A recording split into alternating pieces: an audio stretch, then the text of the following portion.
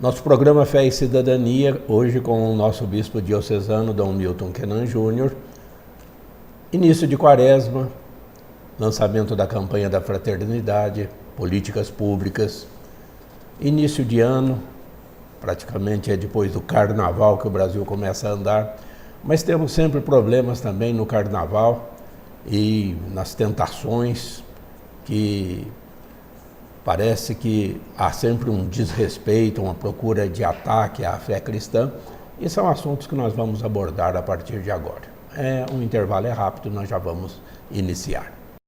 Do básico ao acabamento, escolha a Comap. Todo mês com ofertas especiais. Pisos, revestimentos, porcelanatos, tudo em até 6 vezes no cartão. Construa mais barato com a Comap. Rua 36, esquina da Avenida 47. Telefone 3321-0200.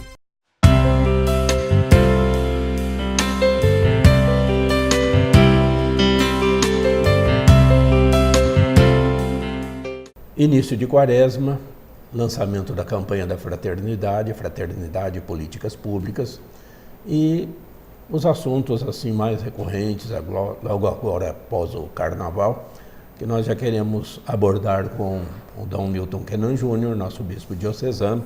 Nossa saudação, Dom Milton, obrigado pela sua presença aqui no nosso programa. E justamente entrando nesse assunto que sempre, todos os anos no carnaval, uma ou outra escola de samba procura denegrir a fé cristã, fazendo críticas, colocações assim indevidas.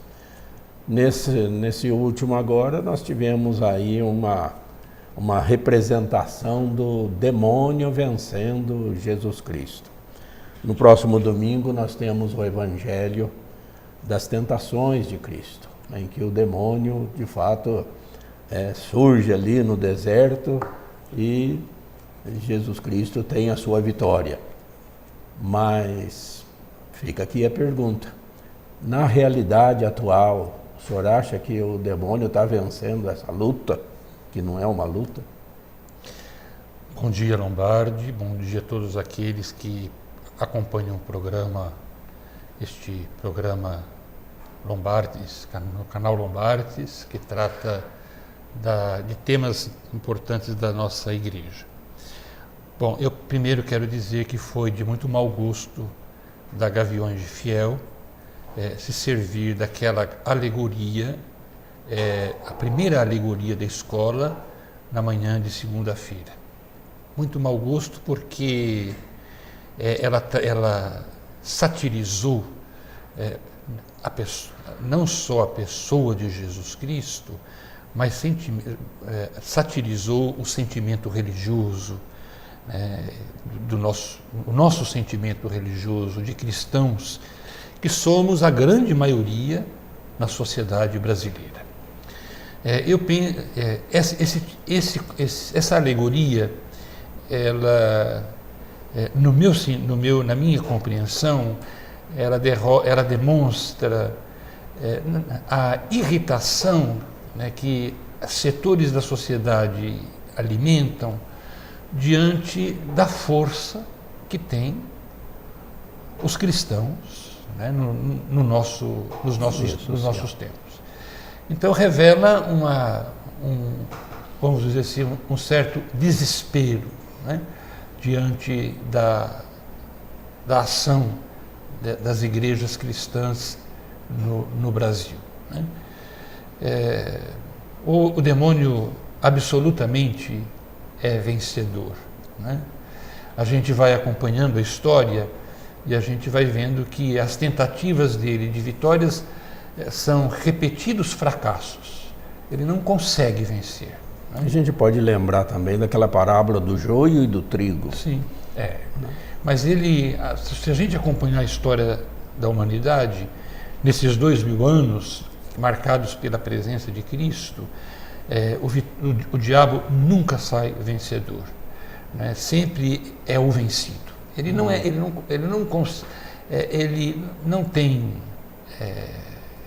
garante a vitória. Ao contrário, é um eterno fracassado. Então eu penso que essa alegoria da Gaviões de Fiel ela foi uma alegoria infeliz, né? E é o que eles querem, chamar a atenção, né? Eles, E se aparecer, né? sim, ridicularizam a fé dos cristãos, expõem na avenida de maneira grotesca, ofensiva, a imagem de Cristo, que é patrimônio da humanidade, né? Queiramos ou não, vamos ler nessa perspectiva. Então, lamentável que isso ocorra. Essa vitória apenas é aparente, né? Porque o Papa Francisco, né, Dom Milton, não faz muito tempo, ele pediu para a gente prestar mais atenção no trigo do que no joio. Isso, o Papa Francisco fala muito isso. A gente não lamentar o joio, mas cuidar do trigo. Né? E é isso que as igrejas cristãs, eu vejo que fazem um esforço nessa direção.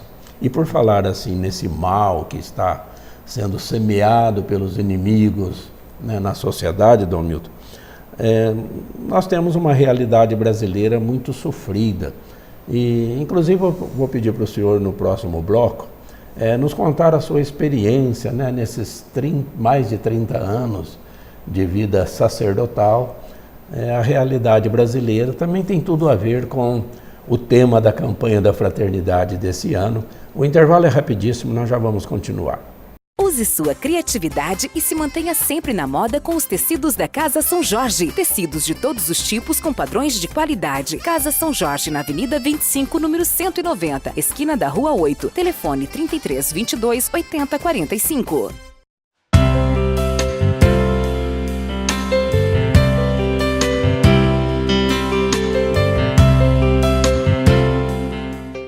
Dom Milton, o senhor tem mais de 30 anos de padre. Na região de Jaboticabal, na diocese de Jaboticabal, a realidade não é muito diferente, né? Mesmo estando no estado de São Paulo. E por onde o senhor passou, com certeza o povo sofrido com a nossa realidade, com a economia, com a pobreza. Depois o senhor esteve como bispo já em São Paulo, na região da Brasilândia. O senhor poderia nos contar, assim, fazendo uma análise dessa realidade nessas últimas décadas? Porque tem tudo a ver com o que nós vamos também tratar nesse tema da campanha da fraternidade esse ano. Nesses 30 anos eu vou me dando conta de que a miséria, o sofrimento de grande parte da população brasileira está recrudescendo, está aumentando. É algo que nós não podemos ficar indiferentes diante desse fato, né? E junto dessa situação de miséria, dessa situação de sofrimento, vem sempre a violência como a companhia, né? Então, a realidade de sofrimento, de exclusão, ela sempre está acompanhada com a violência. A violência é a resposta que as pessoas dão. Nesses 30 anos eu vou me dando conta, então, de que está se agravando a situação das pessoas, né? Mas, ao mesmo tempo, vou me dando conta de que os avanços que nós tivemos nesses últimos 30 anos se deram graças às políticas públicas. Por isso, a oportunidade e a importância do tema da campanha. A Igreja não está defendendo nenhum partido político. A Igreja não está assumindo nenhuma ideologia partidária. A Igreja está dizendo para nós que só seremos capazes de superar grande parte das situações que vive o nosso povo, que geram sofrimento para a vida das pessoas, se nós nos organizarmos, se nós articularmos o nosso trabalho. Eu gosto de dizer que as políticas públicas são uma forma organizada de viver a caridade, né? É a gente viver a caridade não de maneira assistencial, a caridade mas viver a caridade como proposta de vida, como uma atitude, né? Que hoje exige as políticas públicas. Por quê? Porque nós só avançamos na conquista dos direitos, na defesa dos direitos das pessoas, se nós organizamos a nossa ação, se houver políticas públicas. E o senhor vê alguma razão de esperança para esses governos que estão se iniciando agora em níveis estaduais ou em nível federal? O que é o oposto à ação organizada da caridade? O oposto é a corrupção. Então, a esperança é que os nossos governos se deem conta de que não é possível manter uma sociedade às custas da corrupção. Não é possível. Então, a corrupção, ela compromete, né? Pode ser que hoje a corrupção mantenha privilégios, mantenha um certo bem-estar para alguns, mas depois todos vão ter que pagar a conta, todos vão ter que assumir as consequências, mais dias e menos dias. Então, qual que é a esperança que a gente tem? Né? De que os nossos governos se convençam de que com corrupção não dá para governar. E corrupção hoje no Brasil, ela é sistêmica, né? Ela contamina toda a estrutura política, mas também contamina nós. Nós também, muitas vezes, somos tentados, nós cidadãos, somos tentados à corrupção, a levar vantagem, né? A lei do Gerson, cada um por si. Então, isso tudo compromete, né, o esforço por um mundo novo, por um tempo novo, por um Brasil novo. Dom Milton, no próximo bloco, nós vamos pedir para o senhor também fazer uma análise desses 50 anos de campanhas de fraternidade, porque há adversários, né, há pessoas que não enxergam, né, esse valor, e ainda tem também uma oposição entre a igreja de sacristia e a igreja em saída.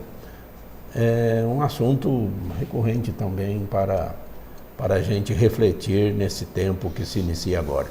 Nós já vamos falar sobre isso. Artigos escolares e para escritórios você encontra com certeza na Papelaria do Estudante, com mais de 20 mil itens para bem atendê-lo, com rapidez e qualidade. Papelaria do Estudante, Avenida 29, entre 26 e 28. Telefone 3322-8252.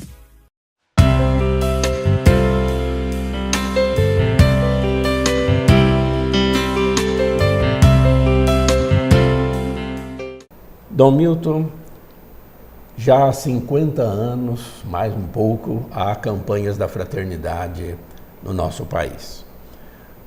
E já há quem não vê tanta utilidade, há adversários, inclusive nos meios cristãos católicos, né? Às vezes nós vemos críticas a essas campanhas, mas o senhor já vai ser a 10ª Assembleia dos Bispos, que o senhor vai participar agora em maio, com essa nova campanha. O senhor pode analisar para nós a validade dessas campanhas e os motivos que a igreja tem de denunciar, né, os problemas morais, éticos, né, da nossa sociedade. Então, a campanha da fraternidade ela teve início em 1964. Quem criou a campanha da fraternidade foi Dom Eugênio Salles, então bispo da Arquidiocese, se não me engano, de Natal, no Rio Grande do Norte. A campanha começa em pleno Concílio Vaticano II. E naqueles primeiros anos da campanha, os temas estavam relacionados à renovação da igreja, né? Então, a gente vai lembrando, né? Somos os temas da campanha daquele período, por exemplo, para o outro, o próximo é você, depois um tema reconciliar e assim por diante. A partir de 73, a campanha da fraternidade, ela começa a atender, a ficar atenta à realidade que vive o povo, né? Denunciando o pecado social e, ao mesmo tempo, promovendo a justiça. Então, aí nós vamos ter, até 84, temas que vão falar dessa realidade que vive as pessoas, né? Por exemplo, em 81, o tema da campanha foi fraternidade e saúde para todos. Em 77, comece em sua casa. A partir de 1985, a campanha começa então a focalizar situações concretas que geram sofrimento, que criam desequilíbrio, transtorno na vida das pessoas. E é um dever e um direito da Igreja abordar esses assuntos.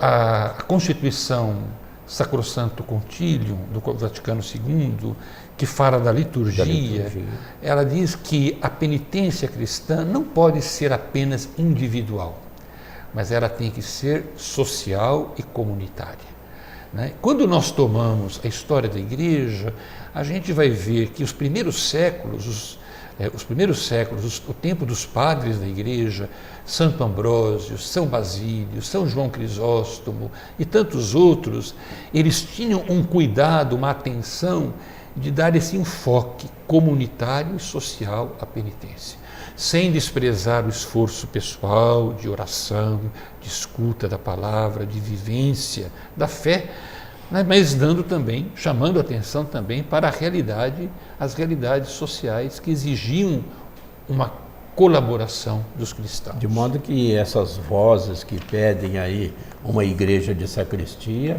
estão na contramão das diretrizes da Igreja hoje. É lamentável que isso ocorra a partir de gente nossa, né? Gente que está na defensiva, gente que não tem a capacidade de compreender, de olhar ao redor de si. Eu digo, é a atitude da avestruz. Ela enfia a cabeça na terra, né? Não se dá conta daquilo que está ao redor dela, né?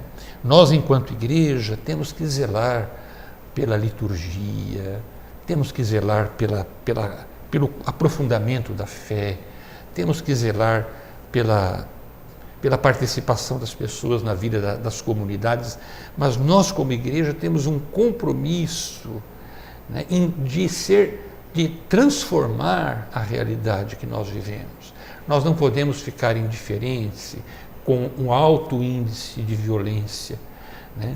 A gente não pode ficar indiferente à realidade das drogas, a gente não pode ficar indiferente à realidade da corrupção, porque ela também nos toca, nós também somos muitas vezes atingidos por ela.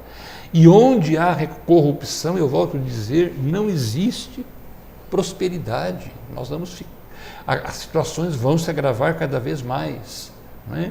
Nós não podemos ficar indiferentes diante das políticas públicas, não é? Então, Milton, por exemplo, um exemplo prático é o Sínodo da Amazônia. Há políticos que acham que a Igreja deve se calar diante dessa realidade desse sínodo. Pois é, olha, nos surpreendeu, né, aquele pronunciamento que houve falando a respeito do sínodo, e já ouvi Dom Leonardo Stein, que é o secretário da CNBB, ele já se pronunciou, o sínodo é da Igreja e para a Igreja. E tem todo o direito a Igreja de abordar esse assunto. A Igreja tem todo o direito porque ela está convivendo com aquelas populações. Ela está vendo os riscos que eles correm. Ela tem o direito, enquanto Igreja, de emitir o seu juízo, de dar a sua opinião, de oferecer a sua colaboração. Quer dizer, então é espantoso, né, de quem veio, que haja essa preocupação com a Igreja, né? Nós vamos conversar no próximo bloco sobre esse engajamento necessário dos fiéis cristãos nas políticas públicas. O intervalo é rapidíssimo. Serralheria JB. Portões de estruturas metálicas. Portões a partir de R$ 1.250, completos com a qualidade que você precisa. Pagamentos facilitados no cartão ou boleto bancário. Visite nosso showroom, Rua 34, entre 39 por 41, Baroni. Informações 3322 8080.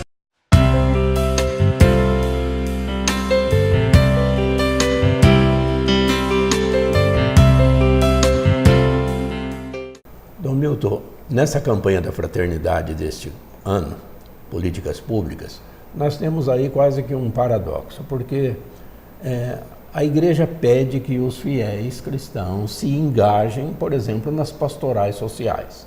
E aí há uma certa resistência diante disso, né? O pessoal fala política, fé, cidadania, mas agora a igreja também vai pedir que os fiéis se engajem nas políticas públicas. Como é que o senhor analisa essa dificuldade? Eu penso que essa dificuldade ela é fruto de uma falta de conhecimento, né? As pessoas às vezes emitem certos juízos, tomam posições sem conhecer a fundo o pensamento da igreja. A igreja tem uma doutrina, né, um pensamento próprio a respeito das questões sociais, pensamento social da igreja, né, que tem sido elaborado nesse último século, desde o Papa Leão XIII até hoje, até Francisco, né, todos eles se pronunciaram a respeito da ação da igreja no campo social. Então, esse tipo de argumentação é equivocada, não é? As pessoas às vezes ficam alegando certas... porque o Papa Pio IX condenou o comunismo. Não, a igreja não quer defender o comunismo, não é? Mas a gente não pode perder de vista o que já se fala, o que o Concílio Vaticano II se pronunciou no campo da presença e da atuação da igreja no mundo, né? Se houve uma ruptura no passado entre o Estado e a igreja, o mundo e a igreja, hoje, a partir do concílio, a partir dos últimos pontífices, existe um esforço de comunhão, de ajuda mútua, de reconciliação, né? Não significa isso que a igreja vai adotar os critérios do mundo e nem vai defender esse ou aquela ideologia, mas a igreja pode colaborar, pode participar com a sua experiência, com o seu pensamento, né? Então esse pessoal que toma essas atitudes desconhecem aquilo que a igreja fala. Mas muitas vezes, Dom Milton, eles começam já rotulando padres, bispos, CNBB, de socialistas, de comunistas, de gente de esquerda. É um pessoal extremamente preconceituoso. E eu, pessoalmente, fico sempre me perguntando o que é que está por trás disso, né? Há interesses por trás disso, interesses em ridicularizar a igreja, né? Então a gente tem que ser muito esperto, como Jesus diz, prudentes como as serpentes, né? Para que não nos deixarmos vencer por esse tipo de discurso. Mas diante dessas dificuldades de engajamento em políticas públicas, a igreja vai insistir durante todo esse ano sobre essa necessidade, como o senhor acabou de dizer. Mas qual é a mensagem que a igreja espera, então, desenvolver para obter esses resultados, Dom Milton? Logo no início do texto base, a gente tem que ler.